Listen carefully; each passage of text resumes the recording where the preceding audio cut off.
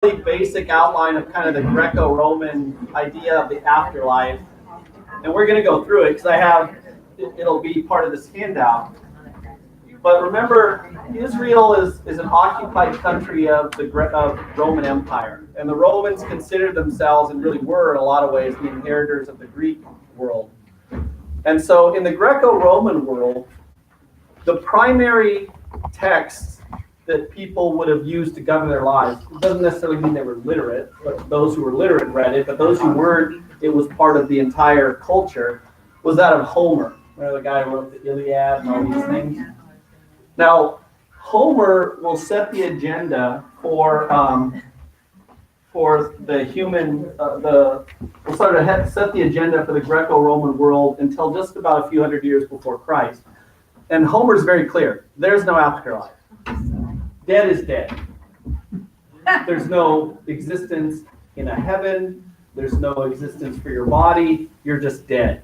Now, some people, and even Homer himself, believed in, you've probably heard the term Hades. Yeah. Now, in Hades, a remnant of what was a person, the soul, went there. But it lived in this subhuman, horrible idea because while it still existed, it knew that it could never feel again the things it felt on earth. It had no touch, no ability to interact. And in time, even it would disappear. So ultimately, everything went back to nothingness. That's Homer. And we'll go into each of these in more detail as we start to talk. Several hundred years before Jesus, something new comes on the scene. The philosopher Plato. And right now I'm just giving the very basics. We'll read a little more as we go through. But Plato fully flipped Homer's idea. For Homer, the true person is their body. And the soul is just like a little wisp that remains for a little bit afterwards. Plato, for the first time in history, is the first person in history to say the soul is really you. And the body is just something it wears for a time. And so you do have some sort of immaterial existence after death. Specifically talked about living as a soul in the world of forms. Don't worry about that, right? Now, between these two things on the popular level, just to make it clear too, the vast majority of ancient people were on this side of the equation, not that side. Most believe there's really nothing. Now, there was another thing that interplayed, and that was the idea of fate. And both Plato and Homer held to fate. It's a much earlier idea that the Greco-Romans had always held. Fate is hard to even understand for us because fate is not divine. Fate is, in a sense, greater than the gods because the gods themselves are bound by fate, right? Even the gods will die someday in Hades. They're not immortal, not in the true sense. So fate dictates everything. And fate is inescapable. But if you are able to manipulate fate by the use of what we would today call magic, you can at least hold off your fate for a little bit longer. And so, on the one hand, the Greco-Roman world was we tend to think popularly, it was very philosophical, and people sat around debating. No, they didn't. Some did, a very small percentage of the population. Most people really had this thing. They had their gods, they believed, but they knew fate was ultimately more powerful than the gods. And so many of them dabbled in different types of magic. You wore amulets, you did things that would somehow make sure your life would be extended, especially for the people on this side, because if dead is dead, you want to extend it, right, as long as you can. That's why, when you hear these things, then you go back and read stories of the Bible, you suddenly see them where you didn't before. Like in Ephesus, all the believers who become Christian burn all their books in a bonfire, their spell books. Right? This was part of that time period.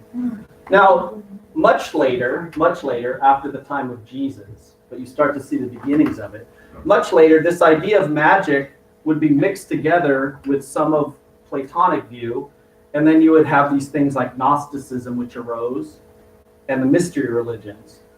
But where they still held in common and were different from Christianity, even Gnostics who claimed to be Christian, is nobody believed in a resurrection. They still held to the Plato's view that the only real thing of you is the soul, and the body is, at best, something that carries the soul around for a while, and at worst, it impedes you from being your true self. So Christianity was very different than the rest of these. And that's it. That's the view. Now, how I want to introduce it is actually look at, and then we'll look at the Jewish views. They had different views also.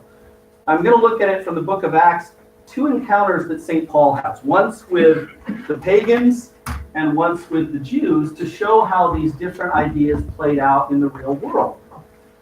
So, on page 2 of the handout I gave you, you see St. Paul encounters pagan skepticism and derision.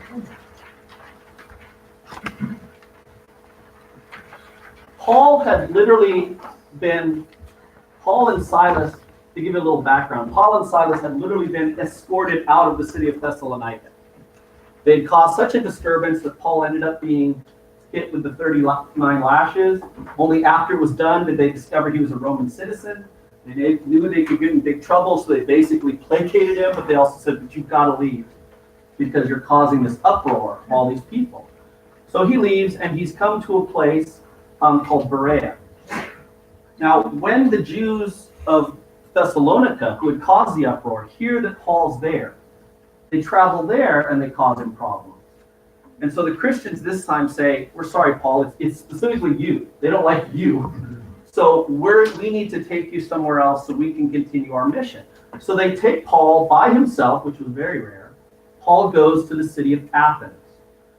Now, probably Athens, we have a view in our mind, but we're remembering really far back Athens, the Athens of the Trojan Wars and all those. Well, by Jesus' time, Athens was a nothing city. Athens was not a major city of the Greco-Roman Empire, but the only thing that Athens was still known for is it still held on to its prided place as the heart of philosophy. So it's where all the schools of philosophy still tended to gather. It's where all those people who are philosophers went. So here's Paul alone on his journey in the city of Athens. And he describes it, notice he says, Athens, the first way he describes it, as a city full of idols. So there's gods everywhere.